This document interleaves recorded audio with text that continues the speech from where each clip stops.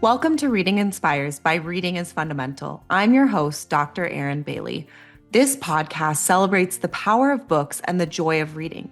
In each episode, we talk with educators, librarians, families, authors, and literacy champions to explore one big question: what does reading inspire for you? Through stories, research, and real-world experiences from classrooms, libraries, and homes, we explore what literacy looks like and why it matters. Whether you're nurturing young readers, shaping learning spaces, or simply love a good book, we're glad you're here. Be sure to subscribe to get the latest episode. Let's get inspired.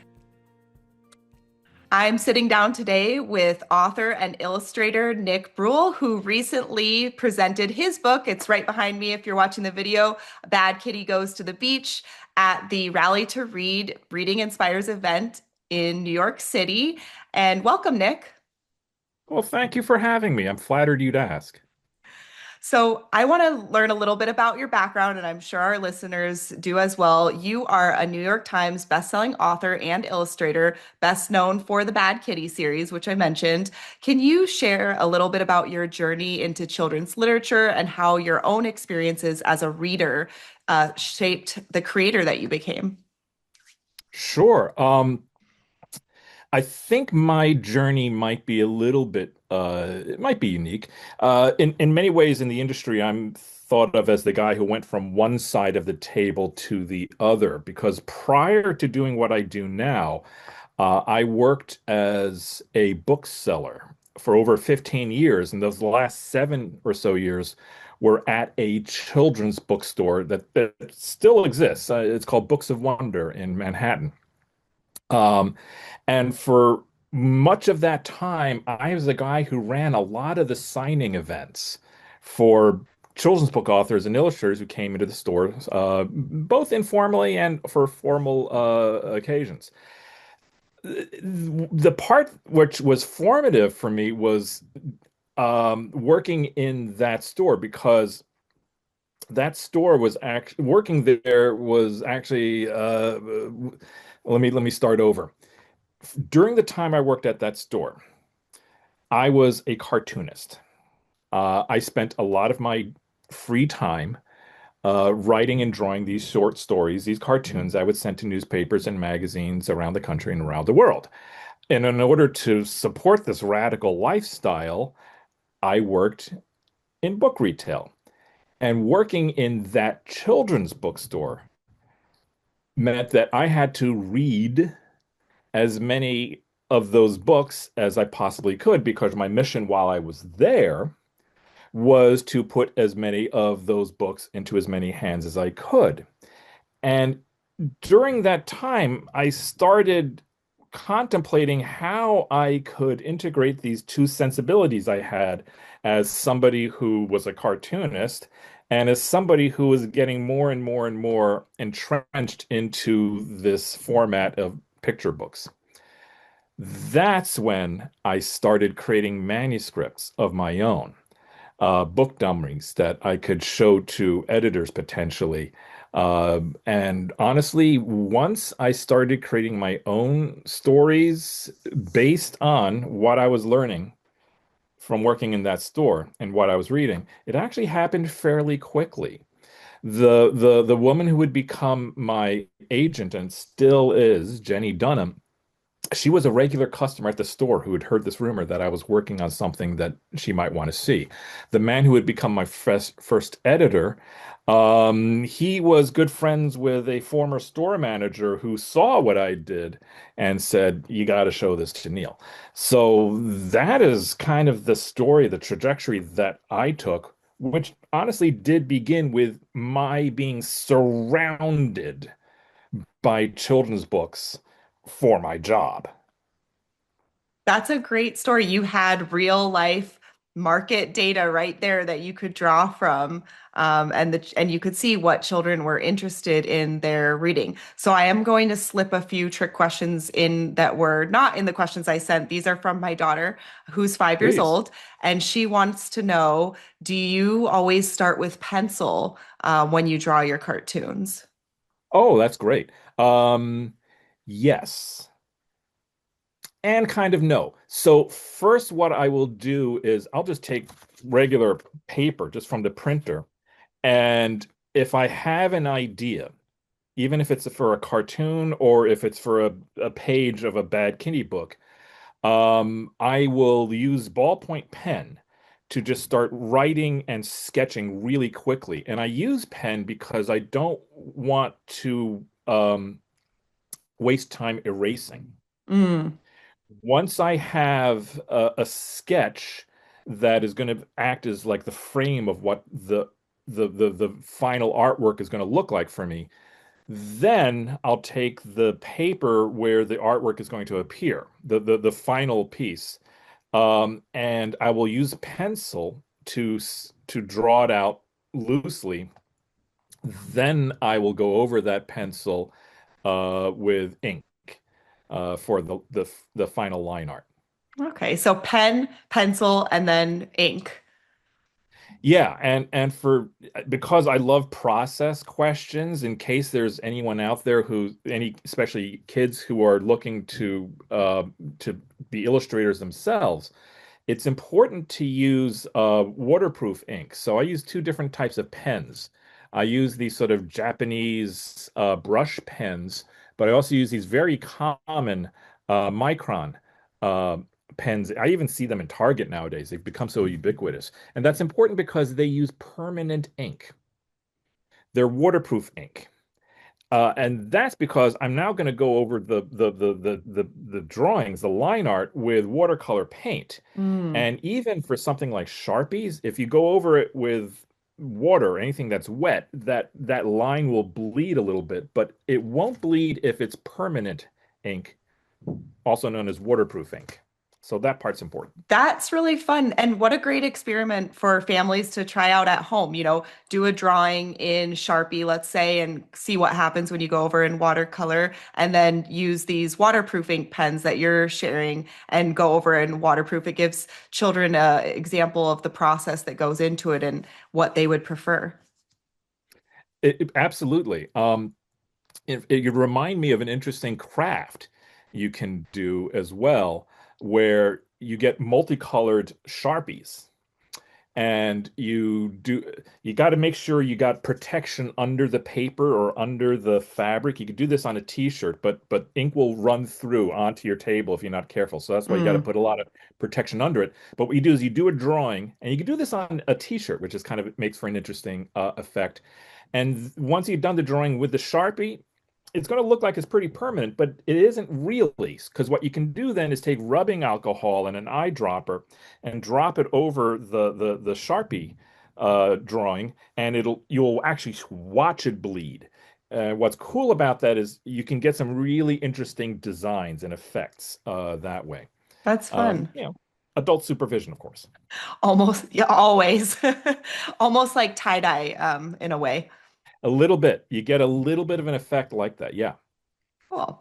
Well, thinking about your own reading journey as a child, do you remember a specific book or moment from your childhood that made you fall in love with reading? And how has this influenced the types of stories that you write today? Yeah. I think I'd have to answer with the very first book that I ever read because my mother did something very clever when I was very young and learning to read. We're talking preschool, like three, well, four. And what she did was every day she'd written out these flashcards, this index cards, and she'd written on big, bold letters words like tree, car, hat, dog.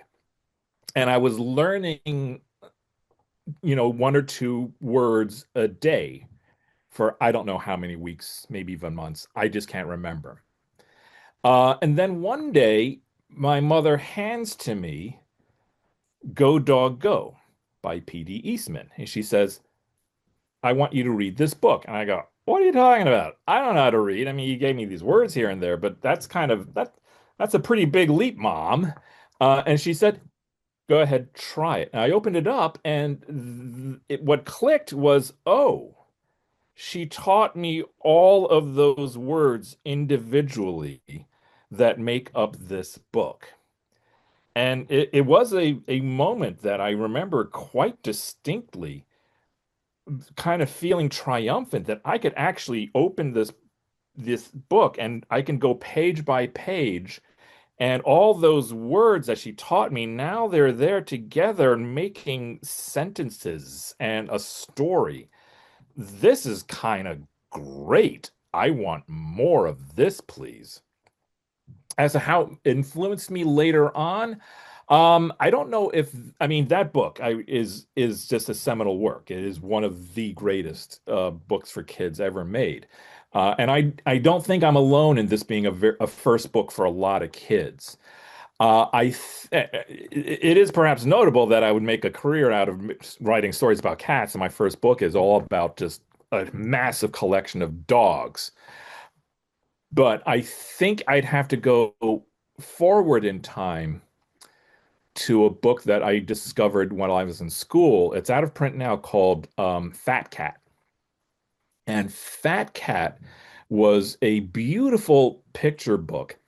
I'm going to describe it to you if you don't know it, and your viewers, your listeners will think this is just a nightmare fuel. Why would you even think about sharing this with us? But bear with me for a moment. Fat Cat was written by Jack Kent, and it was based on a Danish folk tale about a cat that really is hungry, is always hungry, this cat.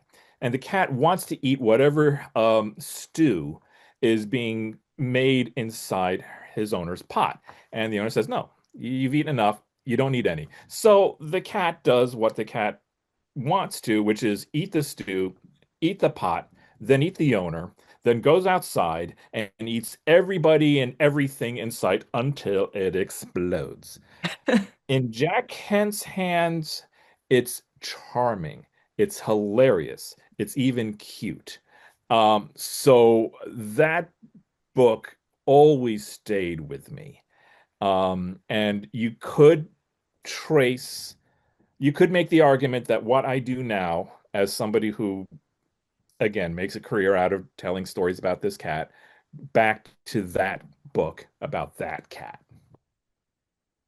I love it. What a great start from dogs to cats. And, Yeah. speaking of cats, your most popular series is the Bad Kitty books. They're wildly popular. They're especially popular, though, with what we term reluctant readers, children who don't always see themselves as readers, but are, everyone's looking for a good book, whether you realize it or not. So, why do you think the humor and the visual storytelling are such powerful tools in building literacy skills?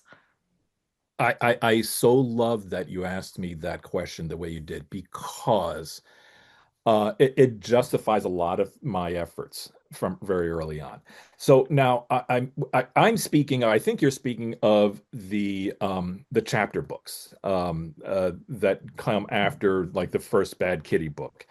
And when I came up with the idea to start creating early chapter books about this character that I'd already developed as a picture book character, in all sincerity, rather than target an age group or a grade level, I decided early on that my target would be, in fact, reluctant readers. And so what I decided to do was to create what would be like a bridge from picture books to chapter books. And to do that, I thought, well, what I'll do, and this is especially true for those first ones, like Bad Kitty Gets a Bath and Happy Birthday Bad Kitty, and so on. Create chapter books that use the picture book format. I mean, they're small, they're digest sized, but they'll be about 140, 50 pages, but every page will be illustrated along with text. Um, that I feel me felt like I need to target reluctant readers. And one other thing I did in order to target reluctant readers was to incorporate into them sections that I would actually kind of separate from the story, so they'd be freestanding sections of nonfiction. And that's why I did those Uncle Murray fun facts. And this came early on from thinking about my nephew, who, when he was very young, was something of a reluctant reader.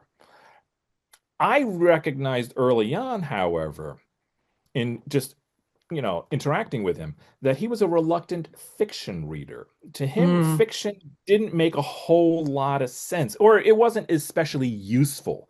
Whereas if you handed him the Guinness Book of World Records, he'd pour through every page of it and he'd come to me and say, Uncle Nick, did you know the longest earthworm ever recorded was 7 feet? And it's like he couldn't get enough of that. So that's why I have in I would say I think it's the first 14 of those books, these sections of Uncle Murray's fun facts.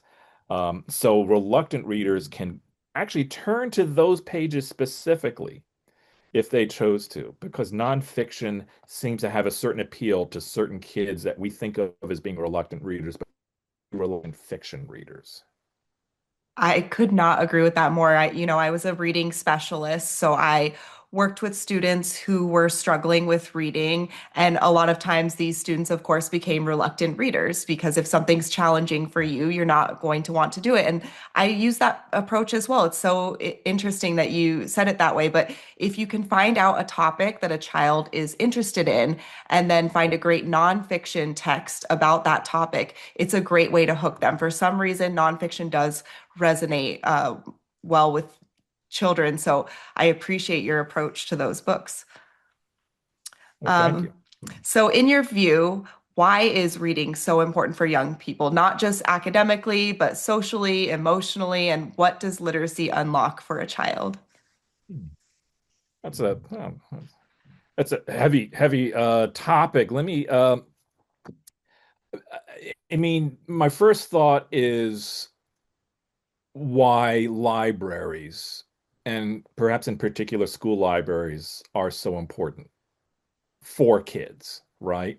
Because, uh, yeah, they are completely filled with thousands of books, which are going to cover nearly every topic and imaginable.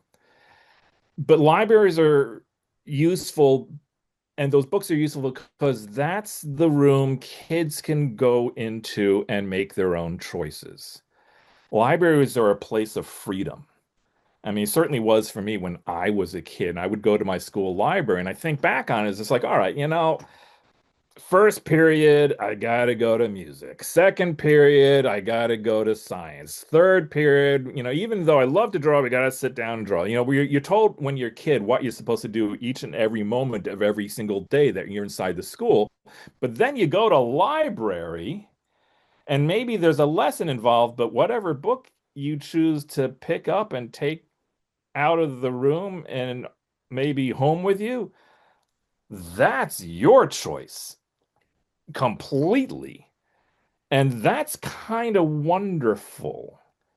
And I remember embracing that notion as a kid. That's like, oh, here's the moment in the day where I actually get to do what I want. I get to make that choice for me. That's like that in recess. That's about it. You're even told what you have to eat for lunch when you go to school. But that and recess, those are the two, times where you really get to let loose. I love the way you described library as freedom, and choice is very important to reading as fundamentals model. But if you think about it, it is Yeah. true in many classrooms throughout the US, there are not a lot of choices. Even during the literacy block or the English language arts block, oftentimes you're reading a text as a whole class, or as a student, you're guided towards which text to choose because maybe it's the phonics pattern that you're working on, or some kind of other contrived convention that you're working on. And yes, this is needed, but then the library acts as that kind of counter space where you have freedom and choice in what you want to read and you can just explore. Yeah, and you're encouraged to explore when you're in the library, right? It's not even that you go in there and you're just sort of like wandering around. I mean, there's some of that component where you just kind of wander around aimlessly, but you kind of given the tools necessary to learn how to explore productively, right? It's like if you're that kid who's into mythology, like I was actually in fourth grade, you can go in the library and you're given the tools not only to make those choices for yourself, but also to explore where the mythology section is so that you can actually surgically aim your exploration and your exercise of freedom. And that's great. I love that part about what libraries do. Great. So, our next topic I actually bring up a lot on the podcast is around visual literacy and graphic storytelling. It's two things that I'm Mm. very passionate about. I see myself as a visual literacy person. So, can you explain to us how illustrations and graphic elements support literacy development and how this helps build confidence for children? I can try. I mean, I'm not an educator, but so I can come at something like that as somebody who uses words and pictures to tell stories. Now, I do that because it's kind of how I think too. Hmm. And this may stem from the fact that I was a huge comic book reader when I was a kid. I still am. It's still my favorite format to sit back and relax. I just still love to just get a big collection of Batman stories and sit back and read those in an afternoon. Um, what I will say is, I mean, we know those kids exist who, because I was one of them, that who need, graphic storytelling. They need to have stories that are told with both words and pictures. What I do with the Bad Kitty books, because they really have moved from this sort of hybrid format where every page is an illustration with text up top, to now they're much more the graphic novel format, where I'm focused, or I should say, I'm aware of, is for a lot of kids, Bad Kitty books might be their first foray into graphic storytelling.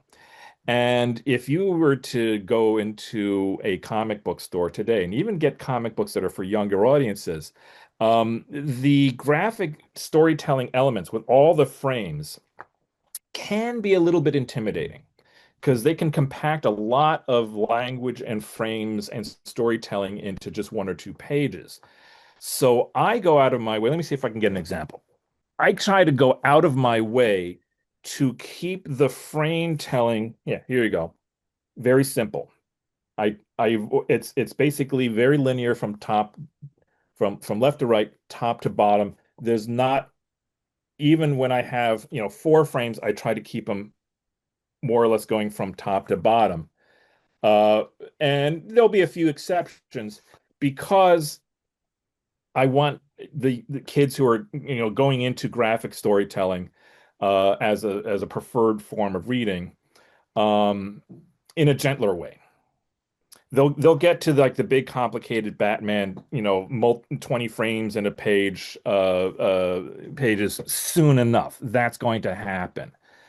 But for now, I try to keep the Bad Kitty ones simple in their storytelling. What's interesting is as I was starting to create this type of storytelling myself, because I didn't start using frames with any regularity until maybe book number seven, eight, nine. I think Bad Kid Takes a Test is the first time I ever really used frames. Is something I didn't realize until I started to tell these stories myself. Is that the more frames I use, the more panels I use on a page, the slower the storytelling. Hmm. So I can actually tell a story, and if I feel like I need to pump the brakes a little bit in the pacing of how the story goes, I add more frames. It's interesting. So if I need a big burst, you turn the page and it's two pages. There's no frames. It's just a big two-page splash.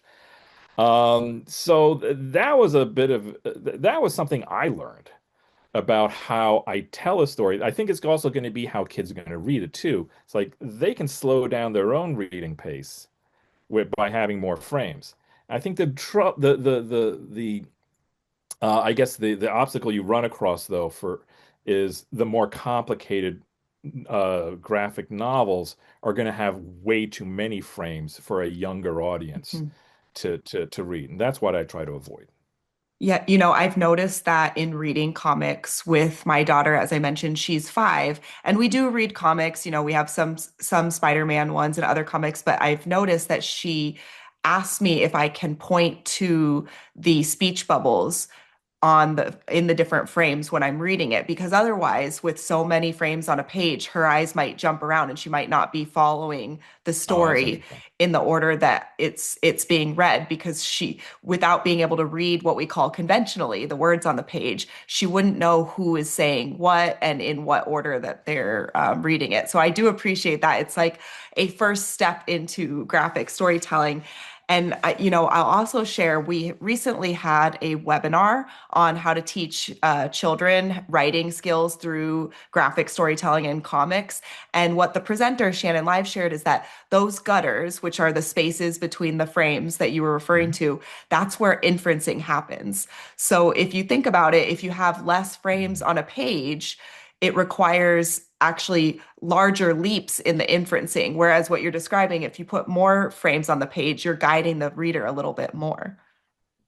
Oh, that's interesting. I never consider it that way. It's yeah, all right, that makes sense to me. Yeah, it matches very well with what you're describing.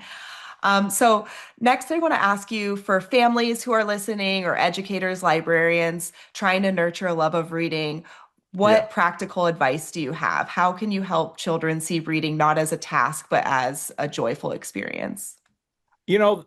My answer to that one, well, it actually stems from my years as a bookseller because um, I would occasionally get parents mostly who would come in and they're coming into a bookstore because they want to encourage their own kids to read more. And I think the distractions today are even more, are even multifold, greater than they ever were when I was a bookseller. And my advice to them was always the same. Read the same thing as they are reading. I mean, for picture books, it's obvious you're reading it to them. Their lap books is an intimate experience. But if you're coming in, you want to buy books for a 10-year-old to read on their own, you should read that book too. Because one of the things, what was it? I think it was Marshall McLuhan who would talk about like cold media and warm media, and he'd say that books are very warm media because everybody on the planet can read the same book, and then you can have a conversation about it. And whereas television is a cold media because there's really no interaction between you and the medium. But so if you can read the same book that your kid is reading, then you can actually have a conversation. Then it's an experience you're both sharing, and you can share it long after you've both finished the book. And that's where series books actually come in helpful, I suppose, because you can move on to the next book together.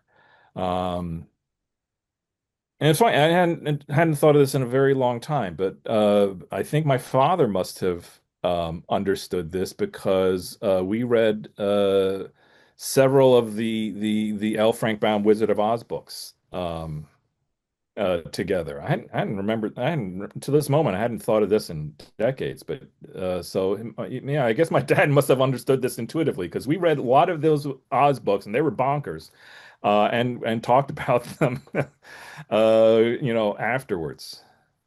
I Yeah, think what you're also describing is reading as a social activity, which we talk about a lot too at sure. Reading is Fundamental. When you make reading a social activity, it's more enjoyable for children, and it's more sustainable. But that's great advice. It's simple, it's actionable. Read what your children are reading. I know when I was a teacher, I had a professor who encouraged us to do the same. And luckily, when I first started out teaching, I also had teacher roommates. And so we would read what the Yeah. popular series were at the time. When I first started teaching, Hunger Games just came out. So all of us teachers who were living in a house together, we all read Hunger Games. We talked about it, and we were right there when students would ask us, "Do you have Hunger Games? Do you want to read Hunger Games with me and talk about Hunger Games?" So it's great advice. And I'll just add that these books are phenomenal. I mean, my favorite books are middle grade and maybe slightly older, not quite young adult type Mhm. novels. They're out of this world. I mean, so what, Hunger Games, oh, who's the author on that? I don't mean to Ooh, put you on. I just I'm gonna have to link it below. I do not know off the top of my head. but her previous series, I'm pretty sure, is Gregor the Overlander.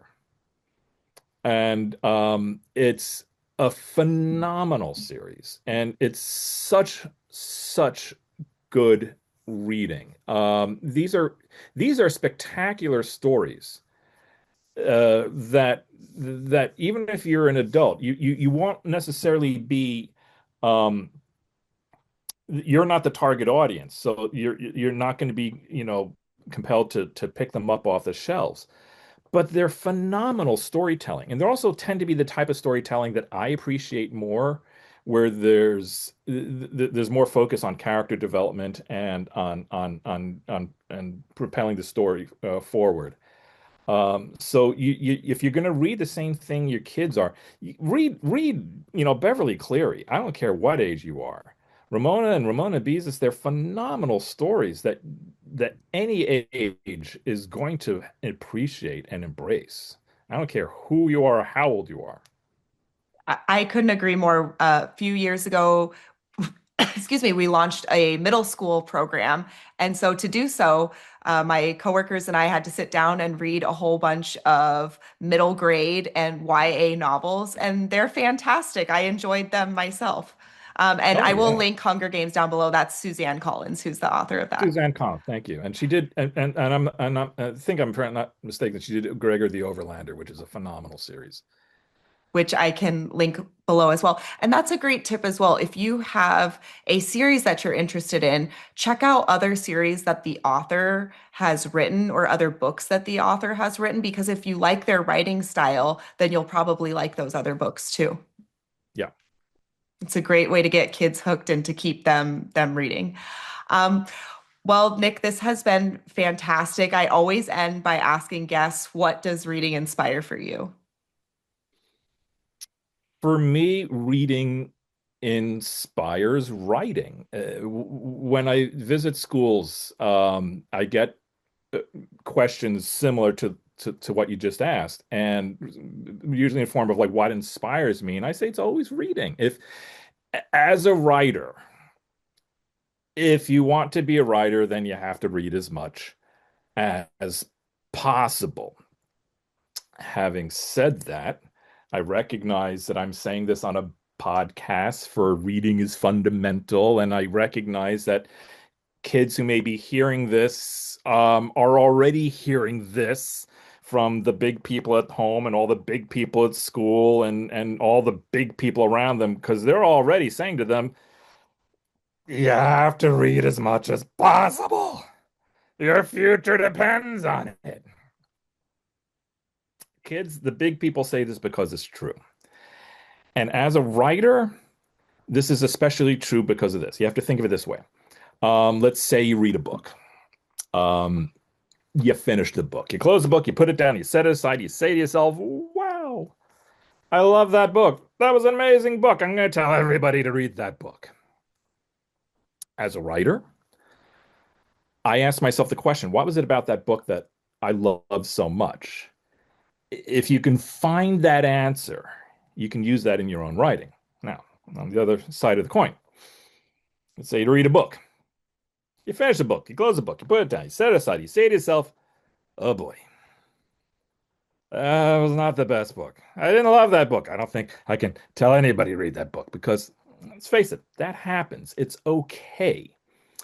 As a writer, I have to ask myself that question. What was it about that book that did not work for me? If I can find that answer, it will be equally useful to me in the long run. So the lesson I give to kids, to put it more succinctly, I suppose, when I talk to them in schools is don't worry about whether you think you're going to love or not love the book that's in your hand. Read it anyway, because as a writer, they will all be equally useful to you in the long run. I love that. I've talked to other folks as well about how passion for a book is passion and it gets you talking, it gets you to do an action. And sometimes it's the books that we really hate or thought were really awful that actually inspire us to do more things. So I appreciate that. And I appreciate you, Nick. Thank you so much for joining. Well, thank you for having me. This was true delight. Appreciate it. Thank you for listening to Reading Inspires by Reading is Fundamental. I hope today's conversation sparked new ideas, meaningful connections, and a renewed love of reading. If you enjoyed this episode, be sure to subscribe, share it with a fellow literacy champion, and join us next time as we continue exploring what reading inspires.